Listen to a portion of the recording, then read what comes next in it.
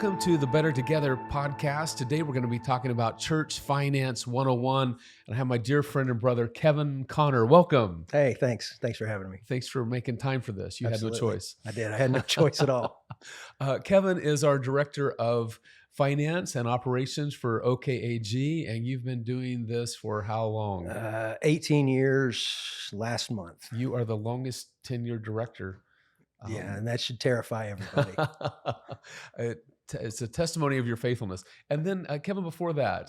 Before that, started ministry in 98. And then in 99, started working at Bethesda in South Oklahoma City and was there in kind of an associate role until 2006 when I came to the district. At SAGU previously, studied at Southwestern, Nelson University. Nelson University, started at University of Oklahoma. Got married, so I was out for a year and then came back and finished married to the lovely Jamie. Married to Jamie. Connor, two sons. Two sons. We've been married 29 years also last month, and son getting married next week. Congratulations. Yeah, thank you. Yeah, thank you. And it's been a joy to work with you in this season. I'm thankful for Pastor Cargo, who had the wisdom and insight to reel you in to Oklahoma Assemblies of God. And we should have an episode just on the stories of craziness that you've had to correct, but we won't get into that today. That would be a whole different series of stories. So today, Kevin, I'm dealing with churches and ministers and walking alongside them. What an honor. But I found that church finance is such a vital component to successful ministry. If you don't have healthy finances, whether you have a lot of finances or little finances, right? If you don't handle them well, ministry doesn't go well. No, in fact, I tell people all the time, there's some stinks that are hard to wash off in life, and being bad with money is one of those. And it can do a lot of damage to your reputation. It can do a lot of damage to the reputation of the church. And a lot of times it's not that anybody's necessarily doing anything wrong or willful. It's just sort of the way that things are run. When questions do pop up, there's not really a good answer for it. I always kind of think if I want you to trust me. I hope that you trust me. You've earned my trust. But if that's the whole basis of our relationship as it comes to finances, that you're like, well, I trust Kevin and I don't need to worry about it. That's not a good place for you to be as a leader. It's not a good place for me to be. I need to be able to answer the questions, basic questions, hard questions, difficult questions. And sometimes the way churches run their finances, because there's no information. Yes. All the leaders have is just, trust me. And that's not a great spot. So what I hear you say is earning trust is important, but you can never eradicate the need for accountability, no matter how much trust you've earned. 100%. If you've been there 50 years 100%. and never had one accusation, right, you still need to have accountability? Yeah, you absolutely need it. And you need to welcome it. That's the other thing too, I think, is it can be easy to get offended at questions, especially if somebody looks at something and they see, it may be a legitimate question about an expense or a legitimate question about something that was done. The kind of the way I look at it is if I don't want to answer the question, then I probably shouldn't have done the thing, or I probably shouldn't have spent that money. Right. So if I'm going to spend that money and it's not my money, it's God's money, it's put, under my purview by the trust of leadership, then I need to be able and willing to answer easy questions, difficult questions, hard questions, and realize it's not necessarily a knock against my character. It's just, I've got to provide that information. So you said it's not my money, it's God's money. Right. And we've probably both seen people that have been in long-term situations, even not pastors, but treasurers or finance directors at churches. If they've been there a long time, somewhere it evolves. It is my money. Right. Or at least I'm going to control my money. Right. But it's God's money. It's God's money. And so therefore accountability to this money is huge. It's everything. Right. Really. I know a lot of churches don't like the idea of board reports or annual reports or things like that. And I completely understand it. You're standing in front of people. It's intimidating. a lot of times, especially in a local church setting, you've got probably people in your church that are maybe educated well beyond what you are, and so they're more sophisticated and that kind of stuff. So they can sometimes, for various reasons, ask questions that may be a little above what you're comfortable answering. But at the end of the day, that's money that God's entrusted them with, that they've given to the local church, that now God's entrusted you with managing that money. And so being accountable in the end to a group, whether it's a full church or if your governance is different and it's an elder board, there has to be a group of people that have their eyes on it. Right. And there's some denominations that would have, I had a friend that was in a different denomination, and they would actually present their finances to the congregation every week. That seemed a little bit much. Right. So a lot of our churches are designed to present, our autonomous churches are designed to present their finances perhaps once a month or at least once a quarter to that deacon eldership board. But let me ask you this: as a 501c3, board is required. Right. Yeah. And so one of the roles of a board member is fiduciary and legal oversight. Right.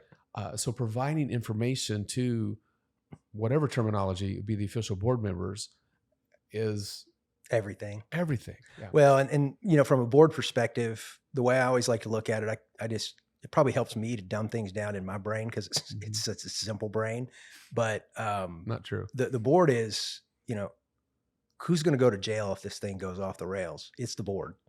It's not likely going to be the staff person. It's not likely going to be the person that was hired. Right. That board is, from a legal perspective, that board is the church. Right. That board is the organization. So even though they're not going to have their hands in everything, they're accountable for it. So to not provide that group, or for that group not to want that information or to willfully not dig into that information, puts them in a very, very bad spot if things go sideways. Because, we say it all the time, nothing's a problem till it's a problem. Right. Our bylaws a big deal. Well, not until they are. Correct. Our financial report's a big deal. Well, not until they are. Yeah. And so when they are, they are. Mm-hmm. And that can be a really problematic situation if you find yourself, we see it, money gets stolen from a church, happens all the time. Probably could have been found out if there were some controls in place, but we didn't want to ask a question. We didn't want people to think that we thought less of them, things like that. So that's where I think it's important for people on my end of the table to understand it's awkward for you to ask me questions, because you don't want to, even if you may have a legit question, to be like, I really need to, but that's awkward for you because we also have a personal relationship. Sure. So I've got to be able to, in my brain, give you the permission, even though you're my boss. Yeah. I've got to emotionally give you the emotional permission to say, look, question me about anything. And if I don't like it, that's on me. That's not on you. That's so good, Kevin. So I was just thinking, just last month as I'm going through check approvals and finances and just observing, I said, hey, Kevin, what are these gift cards for a certain department area? And so we just, let's make sure we all know what's going on, because things can be mishandled easily, even unintentionally, but you don't want to give anybody an opportunity to say, look at this. I've told Kevin that his number one role in the job is to keep us out of jail. And so I think what you said was keep you out of jail. That's number one priority. Yes. Thank you. And there's so many legalities and the IRS changes things constantly. And so you have been so good about going to the conferences, staying up on the latest, because I don't have time to, and honestly don't want to, but somebody needs to, somebody has to. And so Kevin is a wealth of resources if there are questions, and he fills those every week. Kevin, what would you say to a church, what we call general council church, autonomous, healthy church, and then we have our affiliate churches that we're responsible for. Correct. So we would oversee, but a general council church or an affiliate church, and they haven't been providing financial documents to anybody. Right. How would they? What would they start with? You start with your basic, for lack of a better word, profit and loss statement. Just, it doesn't have to be rocket science. It doesn't have to be complicated. fact, if it's complicated, really, really complicated, in my view, a lot of times one of two things is going on. It's either willfully complicated because someone might be trying to hide something, or you've got people that just don't quite know how to do it. But just a basic, this is the income that came in. This is, general tithes, general offerings, guest speaker offerings, missions offerings, and basic expenses. And just, tracking that through software. There's lots of ways you can do that now. There's lots of software. I always recommend church management software. A lot of churches like QuickBooks because it's easy and folks in their church are comfortable with it, but it's really not great for churches after you get to a certain size because, we've got to track designated funds and undesignated, and QuickBooks doesn't do that as well. But yeah, it doesn't have to be overly complicated. It's just like your personal finances. I make this much money. I can spend this much money. And that should all be on paper. If you're looking at your bank account every Monday to see if you can make payroll, you're in a bad spot. You need to know where you're at any given time. And I'm thinking of someone that's at a church, they've gone there and there's been no accounting processes. A start would be, hey, at your next meeting with your leadership, take the check statement. Take the bank statement and say, I'm going to let you, I'm not going to be the only one that looks at this. Right.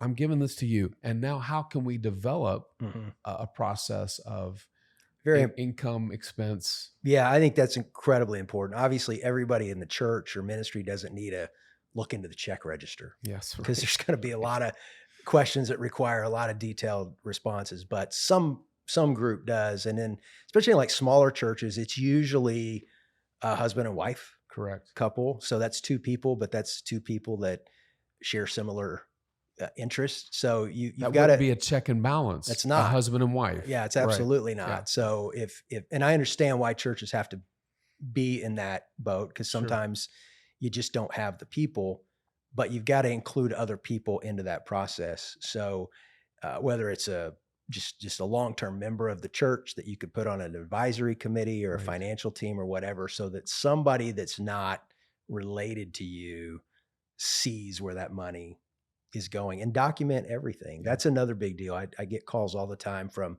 frustrated church bookkeepers trying to track down receipts from pastors and I always say there's two kinds of people: receipt people and non-receipt people. And to a receipt person, it's not a big deal. To a non-receipt person, you might as well be asking them to keep track of a cinder block. I mean, I don't understand it, but there's just some people that you might as well be asking them to repaint your house.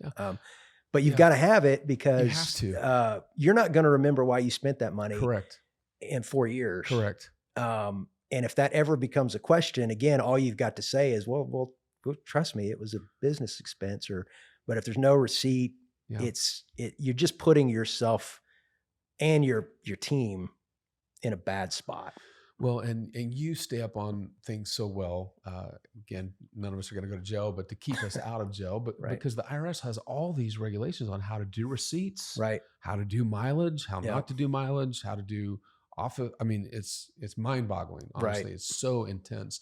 But they've established those rules because people have taken advantage of the system. Yeah, and what a lot of especially leaders don't understand is why those receipts matter. Is without the receipt, the IRS is going to look at that expense and say, well, that needs to be added to their W-2 at the end of the year as income, as taxable income. And then you've got to pay taxes on that. And so some of your bookkeepers know that, and they're trying to keep you out of that scenario. So, you go to a general council or to a Better Together conference, and the church sends you with an advance, maybe a few $100s for food, or they give you the church credit card. You come back and you don't turn in those receipts. The IRS is going to look at that and say, well, good for you, but that's now taxable income. That's not a business expense. So it's just that receipt alone that's documented what the business purpose was and all that keeps you out of that mess. Again, should the IRS come looking? Now, they may not, but that doesn't mean you still shouldn't do it. Yes. In a future episode, I'd love for you to talk about, like, you've got us on software that keeps track systematically of receipts. It's been so helpful. Everybody loves it. Everybody. doesn't love it, but it's been a great tool, and so we need to talk about that at some Right. time. Sure. Kevin, accountability and trust. So I was when we became lead pastors, the finances of the church that we pastored at the beginning were not great. In fact, just right before we got there was $100 in the checkbook, and so we had to be careful. And so in the journey, they had put a limit on my authorization of $400. So one of my leaders is with me. We go to pick up the church van. It's literally 401, the bill. Right. Can't make this up, right? I'm authorized to 400. My guy says, "What are you going to do?" I said, "I'm calling the deacons because I'm not author." Now, I wasn't trying to make a statement. Right. I was just trying to earn trust because I was at the beginning. I'm young, I'm crazy. And so we just did a phone call meeting with the deacons. Right. The van's 401. Can I get authorization? Well, of course you can, whatever. Right. But the next deacon meeting, they upped my allowance to Right. 425. No, I think it was more than that. 402. 402. The right. price is right. But just doing that, I found that was a look for opportunities that you can earn trust. Yeah. And I tell guys too, there are some things it's like, oh, is this ministry? Is this reimbursable? Is this personal or whatever? If you have to ask the question, you just answer the question. Right. Is that fair? That's 100% fair. It's that idea of like, if you don't want to have to explain the expense, yes, you either shouldn't spend the money or you should make it a personal because expense. whose money is it? It's God's money. It's God's money. And if it was a company's money or a government's money, right, we're going to be accountable. But this is God's money. Correct. Yes. Yeah. So small, medium, large size, earn trust, but keep accountability. Yes. Over you. Absolutely. Yeah. And welcome it. So we have a meeting every year just in my office with my team where we look at our controls and, is there anything in our system that we could take advantage of? Because the truth is, if anybody's going to figure out a way to steal money in an organization, it's usually the people that are dealing with the money. Right? So, and the statistics would tell you the highest probability person in our organization would be me. Mm-hmm. I'm the longest tenured. I've got the most access. I've got the most visibility, and I built the system, frankly. So, and I will tell them that, look, I'm the guy. Yeah. So like what in our system puts me in a position to where I could potentially do this. And we have this conversation around it. And then if we can identify things, we just close those gaps. And you talk about building trust, those policies that are put in place by boards are important. But the thing is if they're there, they need to be honored. The board needs to respect them. The pastor needs to respect them. And that $1 is everything. Yes. I mean, if it's over, it's over. If it's over a penny, it's over. If it's over $1, it's over. If it's over $1,000, it's over. So when you blow past those roadblocks because it's easier to do, and you violate your own principles or your own policies, you're starting down a road because nobody ever thinks we're going to be at, nuclear, right? Yeah, that somebody's stolen hundreds of thousands of dollars and all that. Nobody ever thinks. Nothing ever starts there. The conversation, this could never happen to us, is the worst thing anybody can say in any kind. Because look, most of the time we think of moral failures, we think of the biggies, right? But a financial failure is just as much of a moral failure a lot of times. So that philosophy that that can never happen to me, or I can never do that, is the worst thing anybody could think in any area of their life, because all of us are susceptible to making bad decisions in any set of circumstances in our lives. And so to keep those things in place and to have that accountability and to give people that are sort of under your authority permission to speak into your life, and give an emotional permission for people that are in authority over you to also speak into your practice in your life, and realizing that it's not personal, it's everything. And you practice what you preach, because we do a full audit, right? And they come in and they explain we need checks and balances. In fact, we've changed some things to align to them. And they would want us to hire 20 additional people to just do but we found a way to align. And then you present the finances to the executive presbytery every month, to the full presbytery every quarter, right, to the full council, OKAG, every year. right, Our lead team, I see it once a week, right. and what's processed with AP. And so you're not just saying this, you're living this. Yeah. Yeah. Well, I used to say this with Pastor Cargill when he was here. He's a financial genius. He is. I have to operate from a perspective of like, as the leader, I can't surprise you with information, good or bad. Right. So keeping a constant flow, because you're not, and nor do you need to be thinking about the finances every second of every day. Thank you. You've got plenty of other areas that but you're still ultimately responsible. But I need to be aware because I'm ultimately responsible. And so I've got to be able to bring you good news. I've got to be able to bring you bad news. I've got to be able to show you, hey, look, we may be 6 more months, we may be going off a cliff on this thing. Right. Uncomfortable conversation, right.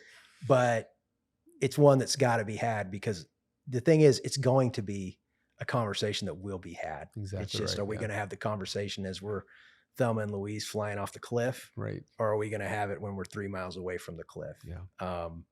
And it, so I've got to be willing to bring that information out on a regular basis. So for like local churches, obviously our organization's a little bigger. It's got some things that local churches aren't going to have, but just keeping the records accurate and up to date, and keeping more people's eyes on the process that love the church, that care about the church, churches are going to be in pretty good shape. Kevin, there's 100 things I want to talk about right now. Counting, accountability of offerings, electronic giving, receipt, software, forms that we could produce. And so we will do this again. Sure. But we wanted this to be basic 101. And I'd love for you to pray over our pastors and churches here as we conclude. Sure. But today, my takeaway is, as leaders, accountants, admins, church people, we need to earn trust. We're never given trust. We have to earn it by our daily decisions. But earned trust does not eradicate accountability. We always need accountability in our life, especially with finances. And start somewhere. If there's not anything right now, start today. I'm going to be accountable for the finances, because this is God's money. This is God's church. This is God's kingdom. He's entrusted us, and he's called us to be good stewards. Right. Yeah. So thank you for your expertise in all this, Kevin. You're a blessing to us and the entire state, to me personally. And appreciate that. If you would pray over us. Well, I'll say this before I pray. So you say trust. Trust is that weird thing of like, it takes a lifetime to build and you can blow it in a day. It's in every area of our lives. Yes. And so we'll just pray that would be something that's on all of our hearts as leaders. So Father, thank you so much for the church leaders of Oklahoma, around this state, that are, with all integrity and all the knowledge that's in them, they're leading their churches to the best of their ability. And I pray, Father, that the idea of trust, that you have put us in a position of trust, would always be at the forefront of our hearts and our minds, that everything we do for the glory of you, and that we are responsible. If we have authority, we have accountability, and we're accountable for the things that are in our lives and under our leadership. So I pray, God, that you would give every leader a sense of wisdom and a sense of understanding when it comes to finances, that they're the stewards of that. I pray that you bless them. Sometimes it's just a lot because there's just not enough money. So I pray, Father, that the people in the churches would become very generous, that they would have surprise gifts that would come in to help push them over the hump of where it is that you have for them, Father, because this is your church. You're going to build it. We can't build it and we can't destroy it, but we can sure make it more difficult or more easy for you. So I pray that you put us in a position to make it easier for you to help us build your church, Father, in Jesus' name. Amen. Amen. Thanks, Kevin. You're Wonderful welcome. stuff. We'll do it again. Okay. And until then, we're better together.